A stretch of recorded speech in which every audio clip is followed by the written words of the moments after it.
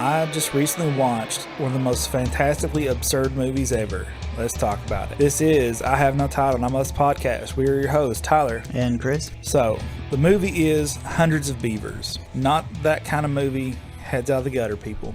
But this is like a small indie movie. And I guess the best way to describe it, it is a mix of Charlie Chaplin meets Bugs Bunny. I think that's pretty fair. Because it's a shot in black and white, almost completely silent film. I think they might say one word. Yeah, it's like silent without being silent. Yeah. Because just dialogue isn't really used. But like they're meant to be what's diegetic noise. The guy's grunting and making noises. Yeah. So I guess it's better to say it's not silent, but there's no dialogue. Yeah, and I mean, if anyone else watched this, we're just being pedantic. Yeah. And trying to be as accurate as possible so you know what you're watching. It's a silent film, like with just music and sound effects. So if you have watched it, great. Join us for the conversation. If you haven't watched it, this is going to be my sales pitch. Yeah, and if you haven't, there's no really like spoiling this kind of. Yeah. I mean, there are spoilers that you could say, but just hearing a discussion on it, I would hope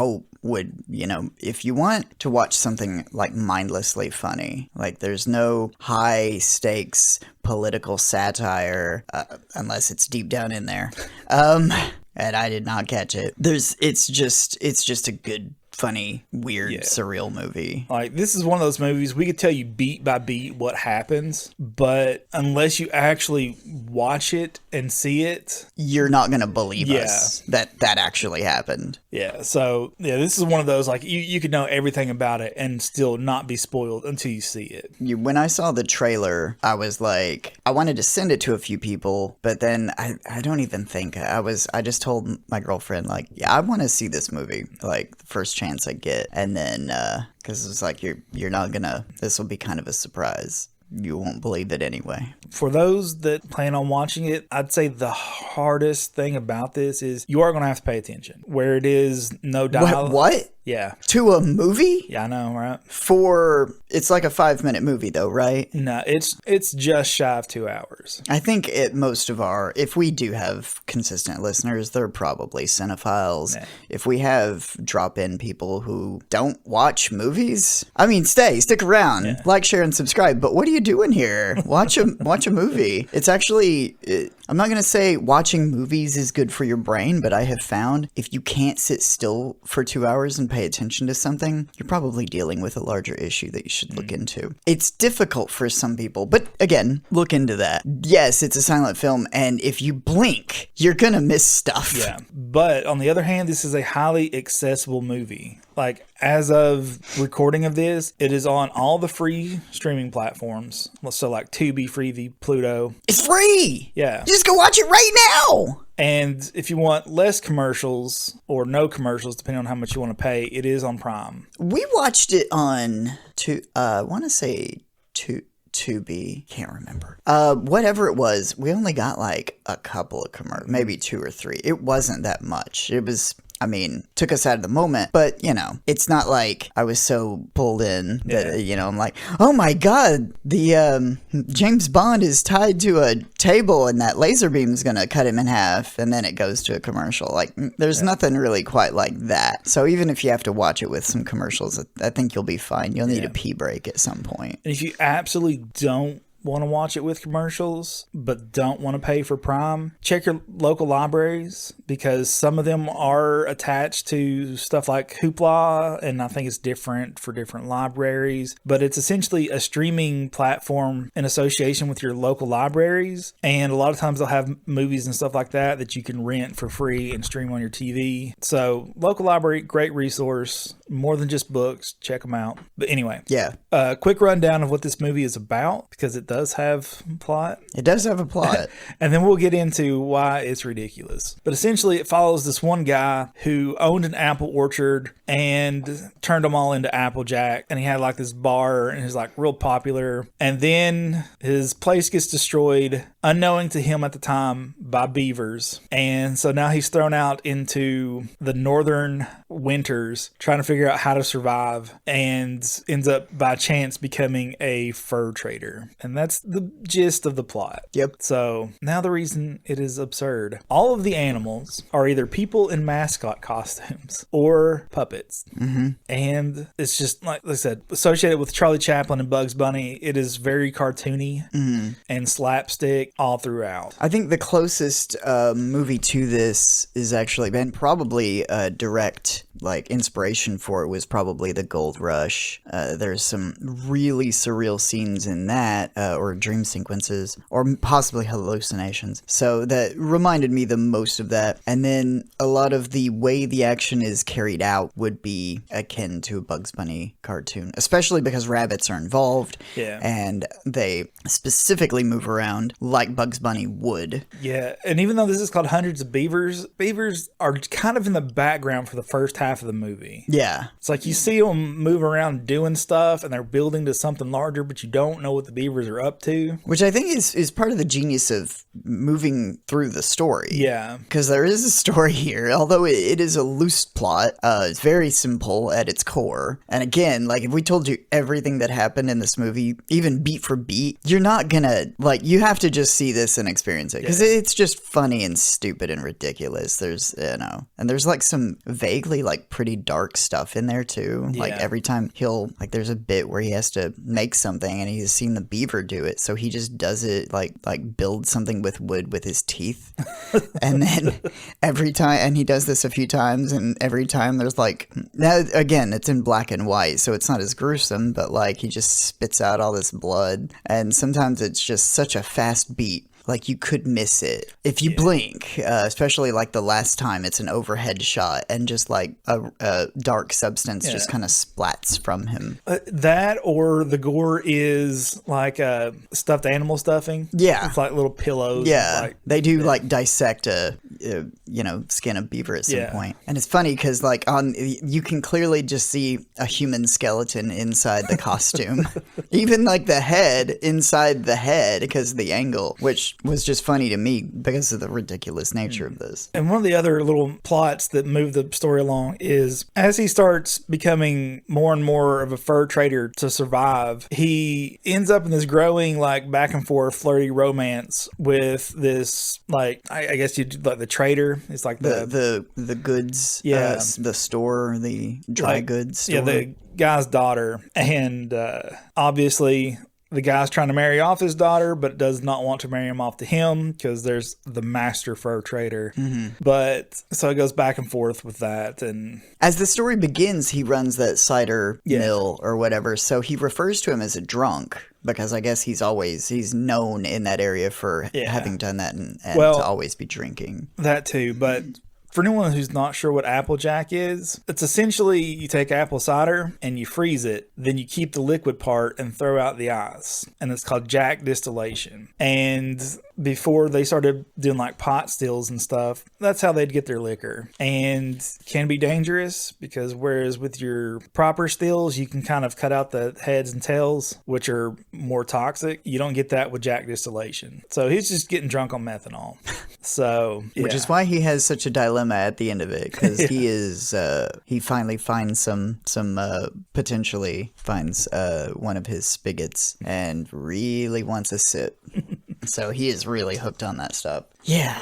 What were some of your favorite bits? I think one of the things that made me laugh the hardest, or at least at first, is when he's first trying to get his feet and he's trying to get something to eat, and he keeps going through all these different plots to catch these rabbits. And so he starts building snowmen versions of rabbits. And so it's a lady snowman. Yeah. And at one point, these two rabbits are coming through and they're holding hands. And so he's got these two lady rabbits, or snow rabbits, and they look over and they just keep on walking. Then he looks at them, it's like, huh. Yeah, and they don't look like rabbits at all. It's like a snowman with giant rabbit ears on it. And boobs. And then just, large mounds for breasts on the front. So, and then sticks jutting out from the sides for arms. If that one even had it. He had one later that was... Yeah. One of my favorite bits with the snowman was he had this fishing trap, and he had stuck the fishing pole into a snowman, and the fish takes the bait, but it just pulls the whole thing in, just even gently. It just slides right in.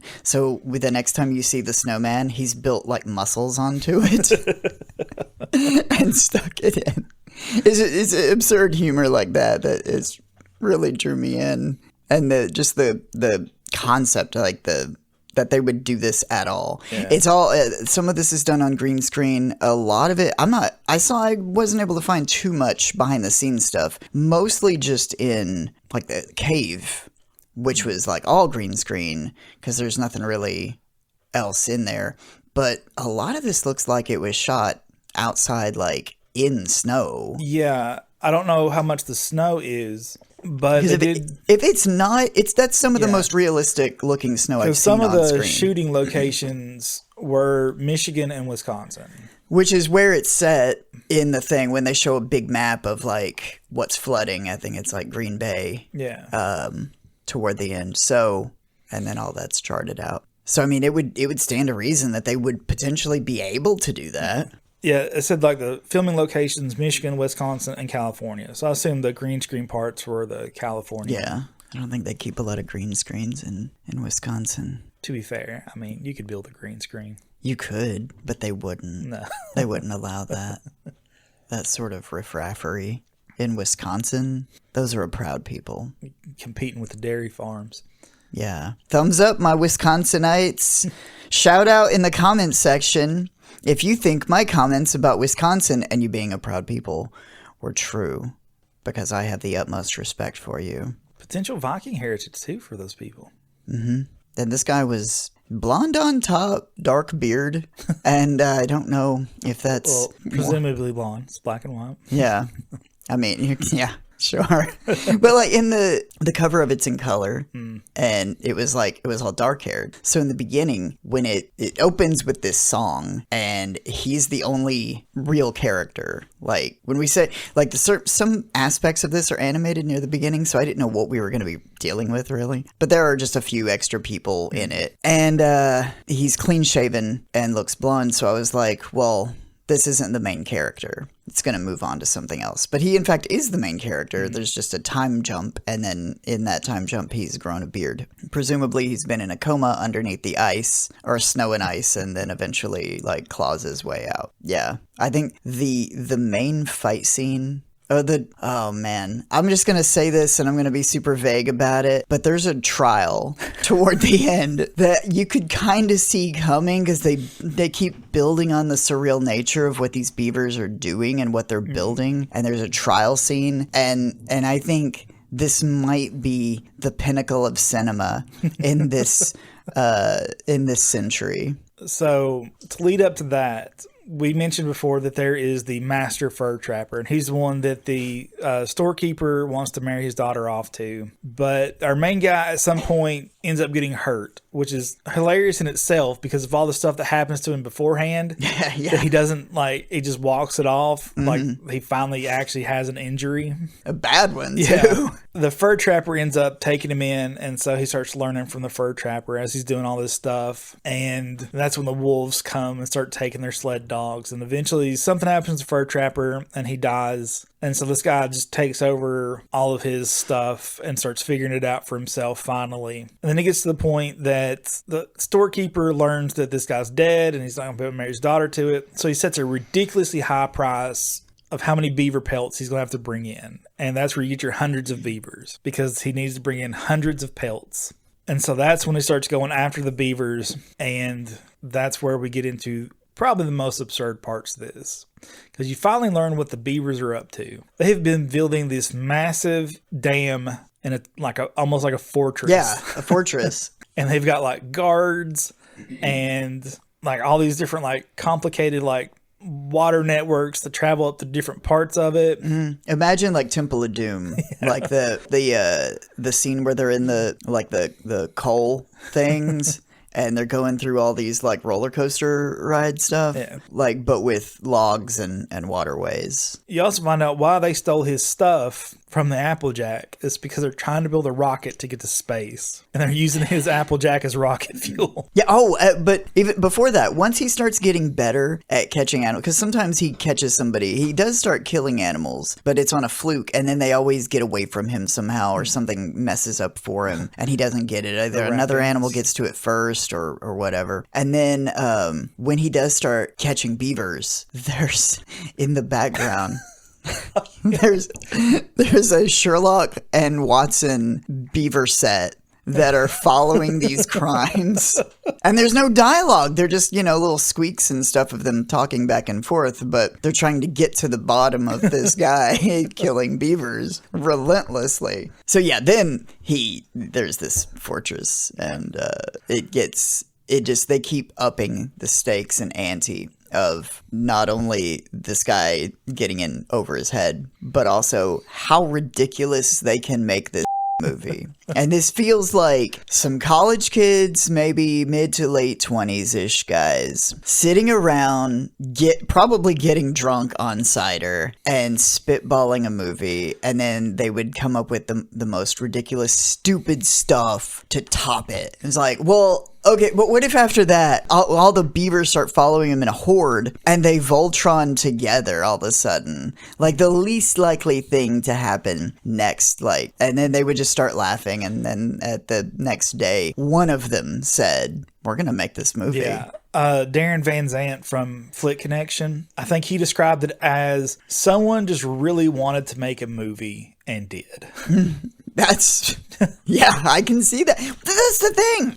Not only was this a good time, but I think it's amazing that somebody put their mind to this. Every single one of you listening to me has the technology right now to make a movie. It might cost you some money. I'm not saying it's for free, but you could if you wanted to. Would it be good? That's who can say. But you might find out you're more talented than you think you are. And these guys clearly had some background in it or experience, or got with some people who did and made this movie. But that's the thing, is like, that has not, I don't know I don't know about that guy's tone who was saying that. What's he saying there? Was it? No, it was good. Okay. Yeah. That's what I like about Darren stuff, because his channel revolves around recommending movies. Okay, I'm not familiar with that one. But that's mainly, he does some reviews and stuff like that, but he mainly goes through like, what does this streaming service have this month that you should keep an eye on, kind of thing. And so like, he never really talks down to movies.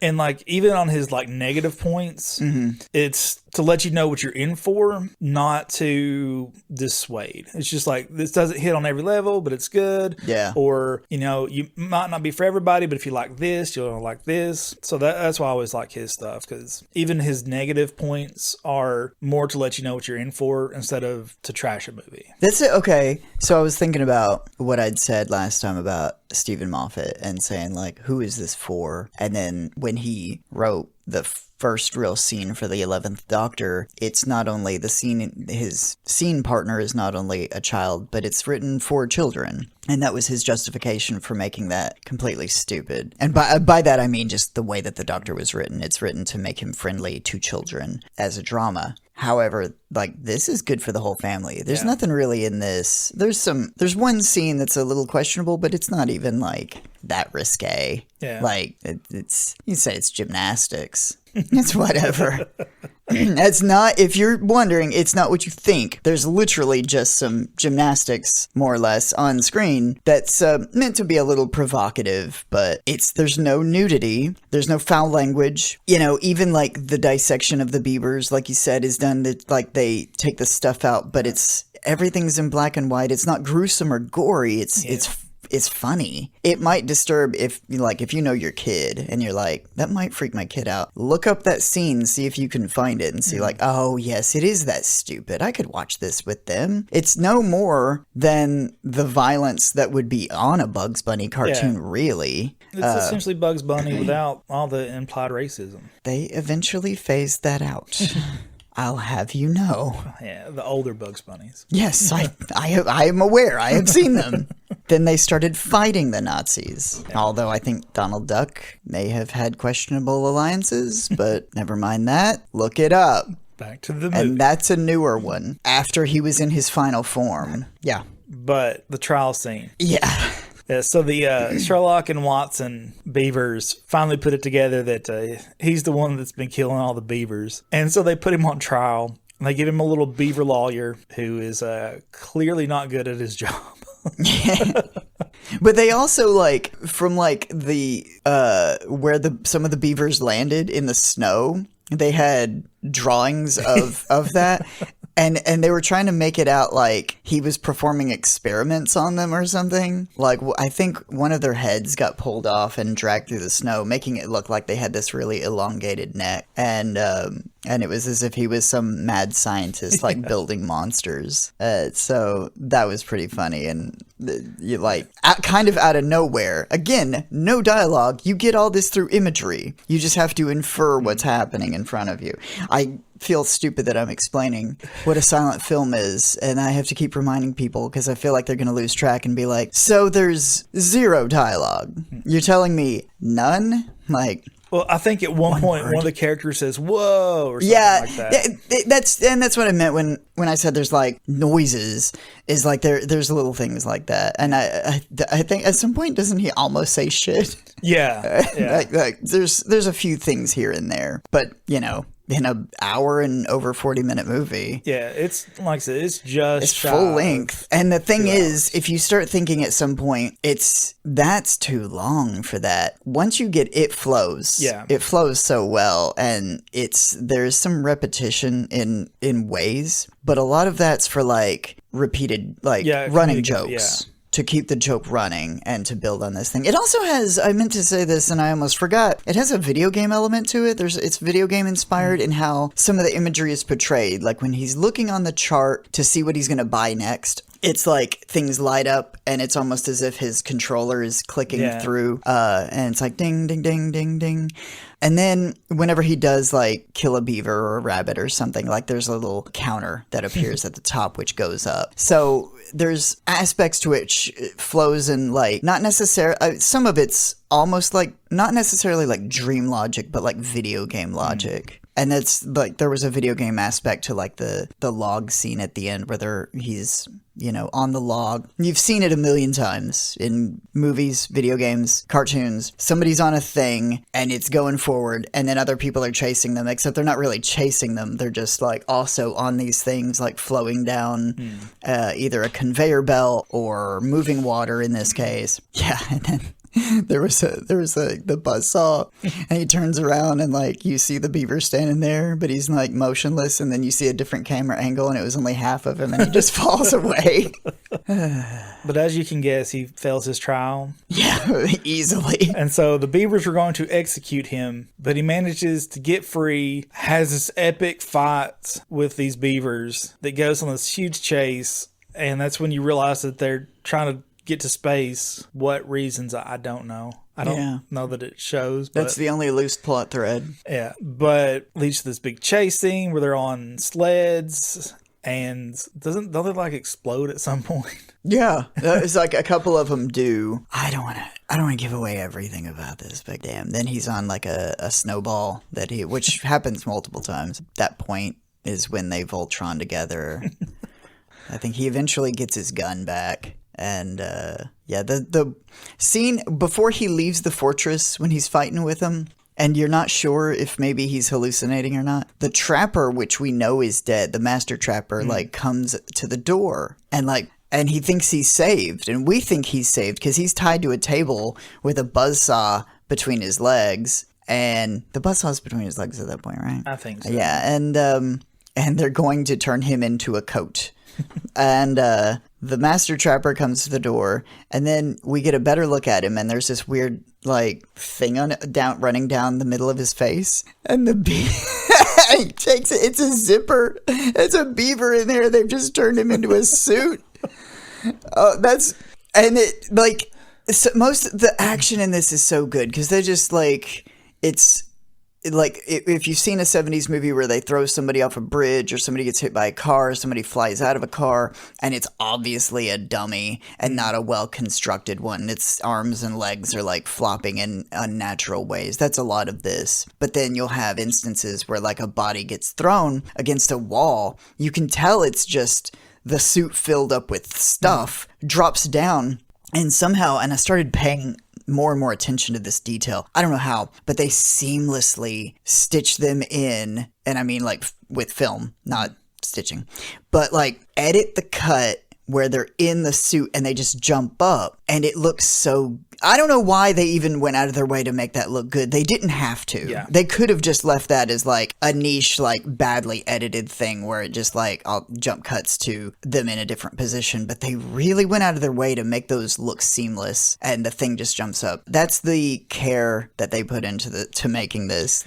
I think they not only somebody wanted to make a film, they wanted to make it with a very specific intention and vision in mind, and they executed it extremely well. Yeah, that's another thing. Like, jokes aside from the movie, like, you could tell low budget. I think it's got an estimated $150,000 in it, which sounds like a lot of money, but if you know anything about the movie industry, that's not a lot when it comes to making a movie. And yeah, I think this is still sitting at a 7.6 on IMDb. That's what I saw. I thought that was extremely low. Yeah. I mean, that's just me. I would have given it a solid 8. Yeah. Now, I said extremely low. If somebody sees 7... that's up from 5 or whatever, but like, is it for everybody? No, look at like a few still images from it and you'll get an idea of what this is. And when you see the beaver costumes and the animal costumes in general, like, you'll either be like, nah, fam, not for me, or you'll be like, I'm intrigued. I don't see somebody sitting through this whole thing that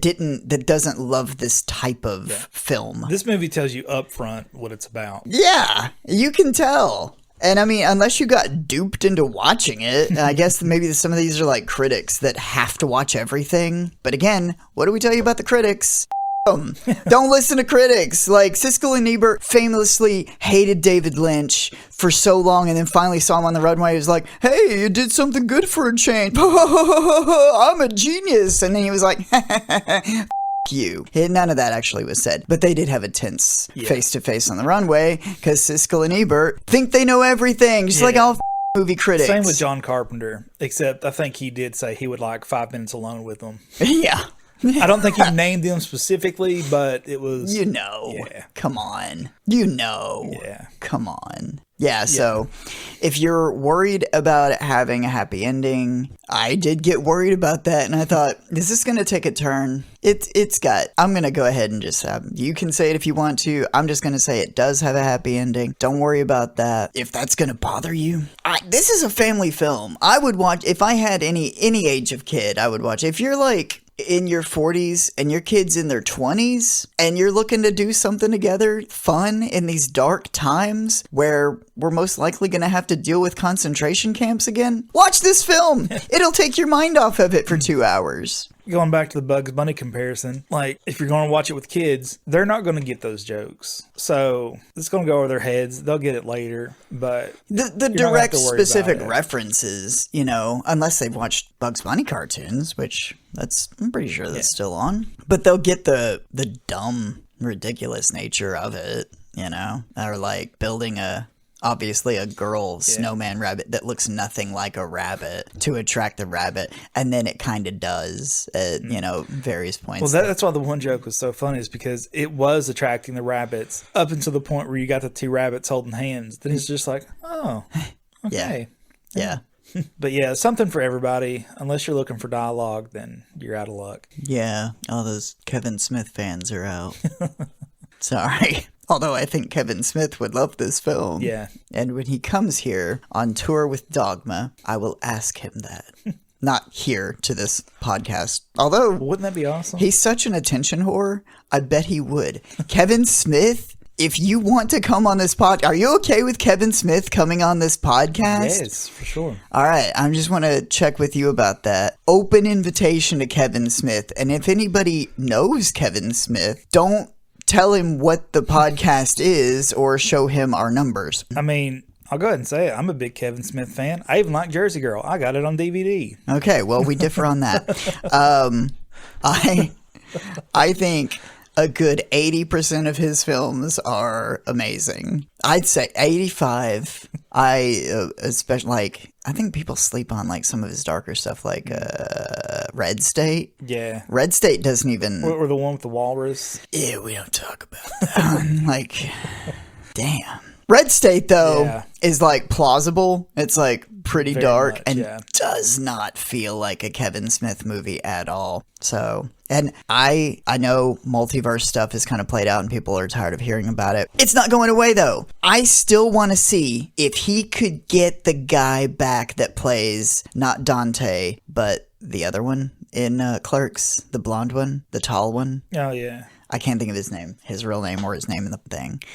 Randall. Yeah, Randall. If because that guy hates, I guess he just hates acting, or maybe just hates Kevin Smith. I'm not really sure. But he finally got him back for Clerks 3, and there's a 20-minute talk that Kevin Smith gave, and it ended up on YouTube. I don't even know if it was intended to end up on YouTube, but he told the original plot and goes almost like beat for beat, takes like 20 minutes telling the story of his original script or concept for Clerks 3. I would love to see that get made still, because I think that it was maybe a better version. I'm not going to say for sure. He felt like changing a lot of it, and some of the actors were unsure about coming back, like the guy who played Randall. So this would be a nightmare to try and put together.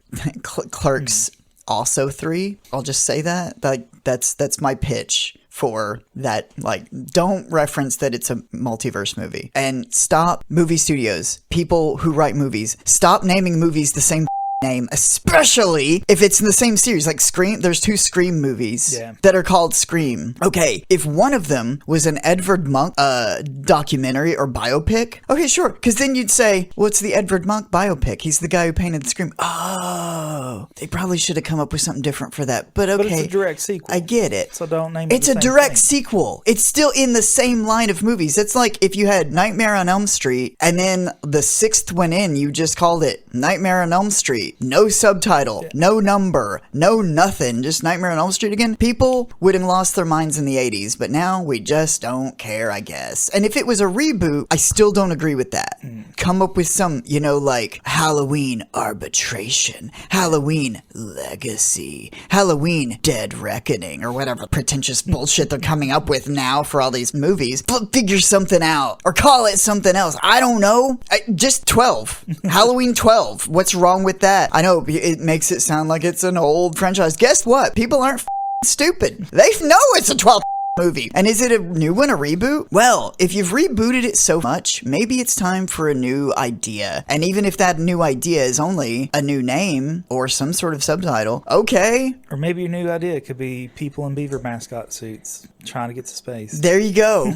This is, one of the most original movies I've seen in a really long time, especially since we're going to be talking about we've already talked about David Lynch. We're going to be talking about David Lynch some more. Spoiler alert, not in this episode, but just to say, like, David Lynch was one of the most original directors and concept creators. I think he would have been proud of this guy for this if maybe he did see it before he died. It was out end of last summer. So they were living the art life. Yeah, they were, and they made this movie. They went out with what I am assuming a group of friends. I'd love to find out the backstory on this. Yeah. I'd love to see an interview. I didn't have a whole lot of time to research this.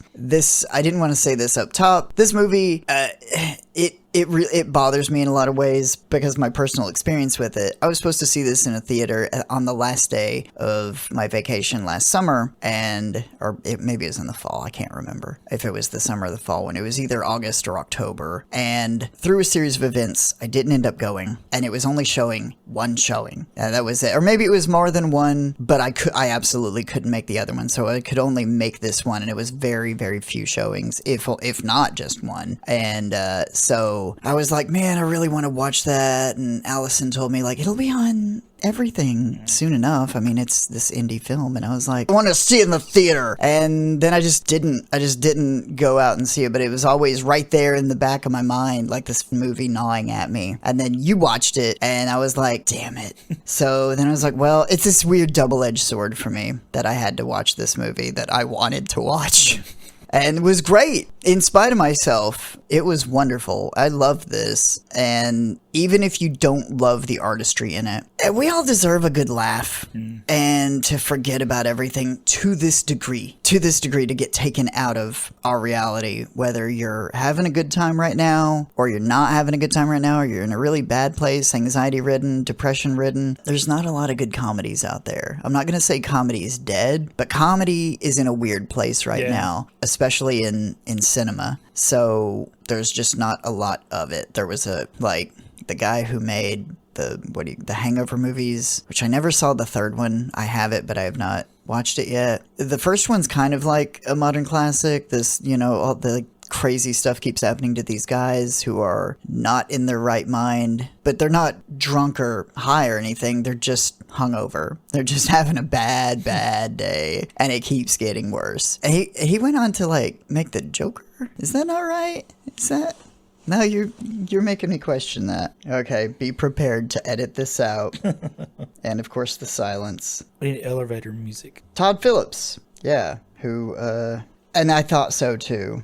Okay, yeah. So he made both Joker movies. He went from making, and he made all three. Well, he was involved with all three Hangover movies. No, he did direct them. And also Due Date. Okay, I want to hang on Due Date because it came to mind too, because it felt similar in my head at the time. And it was one of my last favorite comedies. This is over 10 years ago now. That was so good, and it was really dark. That's the one Robert Downey Jr. Yeah, Robert Downey Jr. and Zach Galifianakis, and this buddy cross-country travel movie, road trip type movie. And one of them hates the other one, and the other one loves the other one. You do the math if you haven't seen it. You know who Robert Downey Jr. is. You know who Zach Galifianakis is. There you go.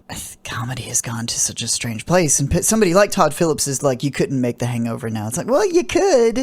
I don't know how well it'd be received because culture shifts and changes. So we have to find maybe I don't think this is Hundreds of Beavers is the future of comedy, but it's definitely an outlier that's worth checking out is what I'll say. I did not love the Hangover series. A lot of people did. A lot of people liked them, but then said it was diminishing returns, and the third one wasn't nearly as good as the other two. I haven't seen the third one, so I can't comment on that yet, but I love Due Date, and it's got some really great moments in it that are really heartfelt. Hangover feels kind of soulless to me. It's mindless humor and probably mean-spirited in there.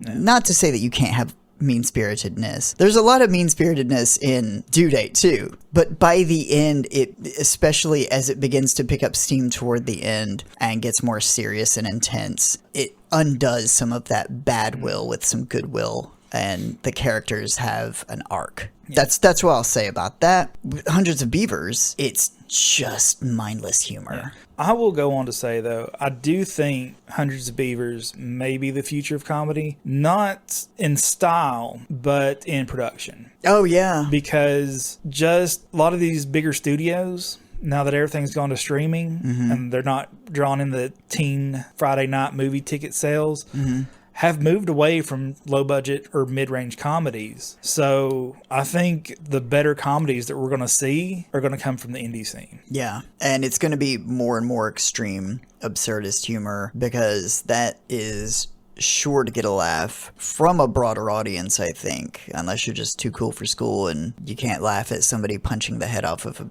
man in a beaver suit, rather. So, cerebral humor. The indie scene in the late 90s, really all the way up into the 20-teens, was flourishing. There were so many great, indie films that if you found it, and then even then, Wes Anderson's, big budget, blockbuster-ish movies still feel indie and are becoming that again because his last movie, Asteroid City, was kind of hard to, not everywhere carried it. Yeah. We did not have it in our city of Richmond, which is a college town, if that tells you anything, that a huge auteur director like Wes Anderson was not shown here. Well, we had to go to a specialty theater. Yeah. Not just go out of town. And when me and Allison saw it, we saw it with you in Lexington at the Kentucky Theater, which is, by the way, where I was supposed to see Hundreds of Beavers. It's like an art house theater, and they get stuff that nobody else is getting. They're not playing Transformers, okay? They only have so many theaters available, I think 3, and they fill up those time slots with stuff that you can't find anywhere else, and you're not likely to find maybe even anywhere else in Kentucky. They'll have anniversary showings and things like that. When Allison and I saw Asteroid City by ourselves, we had to go to Nicholasville, which was a weird find because it's an even smaller town, but for some reason they were playing it. So yeah, like the movie industry is in a really weird place right now where almost everything is either a remake, a reboot, a sequel, or a prequel. Based off an existing product. Yeah, which if it's based off of a comic book or an adaptation of something, I'm gonna let that slide. But while I am going to go see How to Train Your Dragon, just because I loved How to Train Your Dragon so much, again, that's not just a reboot, a live action remake, what looks to be like borderline shot for shot. If you haven't seen the trailer, there's almost every scene that they show in the trailer is identical to the original animated film. I love that series of movies. So I'm going to watch this. I think it's the same director. And it even has some of the voice actors. Jerry Butler is playing the guy who runs the Viking town or whatever. So that one interests me, but on an emotional level, not on a cerebral level. It's just me going to watch my dragon fly around, okay? Like, don't judge me too harshly on that one. This isn't like me saying I gotta go see the next Chris Tucker film, okay? But where are our good comedies? This might be, I hope that this is a signal to people out there, especially filmmakers who are thinking they can't make a film. You can. And it can be like this. It can look the lowest of low budgets. It doesn't even need to look this good. Like I said, they paid attention to detail that nobody's going to care about. That I think arguably they didn't need to do. Maybe it would have been better if they didn't, adding to the low-tech mentality of doing this, because certain things were up. They have guys in beaver suits. Like, obviously, they're not using real animals. And that might have been so that they could do some of the more grotesque things openly. Yeah. To play on the humor of what life would have been like back then. So, or our disconnect with how things were, because he's kind of horrified when this woman cuts open the animal right in front of him, whereas she is like comfortable with it, because that's just what you do. You want the fur, you gotta get the fur off the animal. You want the meat to eat, you have to. Everybody wants steak, but nobody wants to slaughter the beaver steaks and beaver pelt. And I'm okay if that's all I have to say. On this subject. I think we'll rack up here because we'll just get further off topic. But if you have not seen this movie, highly recommend it. Again, it's on all the free streaming services, so Tubi, Pluto TV, Freevee, all those. Check it out. Anything that has Tyler's password, just ask him for it. He'll give it to you.